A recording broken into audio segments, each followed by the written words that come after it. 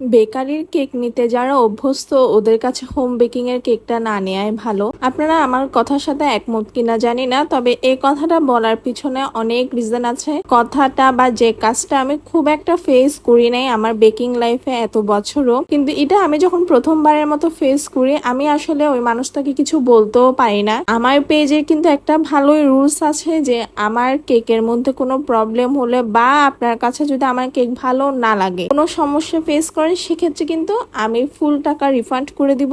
Otherwise পরবর্তীতে কোনো cake order করলে বা আপনি যখনই চান আপনাকে একটা ফ্রি কেক দেওয়া হবে। অনেকে টাকা রিফান্ড চায় না, কিন্তু অনেকে ফ্রি কেক নিয়ে নেয়। এটা কিন্তু আমার কাছে একবারই হয়েছে এতগুলো বছরে কাজ করার পরে। আমার পুরা বছরও একটা বা দুইটা কেকের রিভিউ খারাপ আসা, সেটাও আমি পছন্দ করি না, সেটাও আমার খুব একটা আসে না।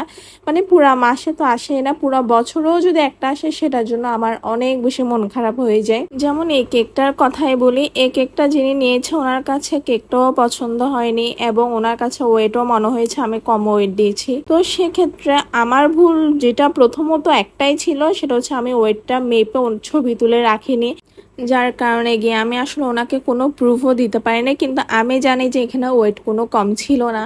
আমার এই একটা ভুলের জন্যই হয়তো আমি চুপ করেছিলাম বা আমার কথাটা শুনতে হয়েছে, কিন্তু এই ভুলটা তো পরবর্তীতে আর কখনোই হবে না। সেটা আমার যেই হোক, আমি সবসময় ওয়েটটা মেপে ছবিটাই তুলে রাখবো। কারণ একটা ছবি তুলতে আর সমস্যা কি, কারণ আমি তো এখানে ওয়েট কম দিচ্ছি না। আমি এখন এরপরের থেকে যে কাস্টমারই আসে প্রতিটা কাস্টমারকে কিন্তু ওয়েট মেপে ছবিটা তুলে পাঠিয়ে দিই। এছাড়া যেটা হয়, কেকের ডিজাইনটা ওনার কাছে পছন্দ হয় না, কিন্তু আমার দিক থেকে ওনাকে বারবার নক করে জানানো হয়েছিল যদি উনি কোনো একটা ডিজাইন দেয়। কেকের একটা কাস্টমার কেকের ডিজাইন দিল না, এটার মানে কি হয়? এটার মানে হয় যে ওনার কাছে কোনো ডিজাইন পছন্দ না, কিন্তু আমি আমার মতো করেই দিব। এখন স্কোয়ার কেকের মধ্যে অনেক রকমের থিম থাকে না, যে কোনো কেকের মধ্যেই আপনি যদি কোনো থিম বা কোনো ডিজাইন না দেন, সেক্ষেত্রে আমরা নর্মাল টাইপের মধ্যে যতটা সুন্দরভাবে করা যায় ওভাবে করার চেষ্টা করি। তো আমিও কিন্তু এটা ঠিক সেভাবে করার চেষ্টা করেছিলাম। যদিও কোনো কারণে কাস্টমার হ্যাপি হয় নাই, কাস্টমার স্যাটিসফাইড হয় নাই, আর এটা পরবর্তীতে আমি আসলে ওনাকে কিছু বলতেও পারি নাই, টাকাটাও রিফান্ড দিতে পারি নাই।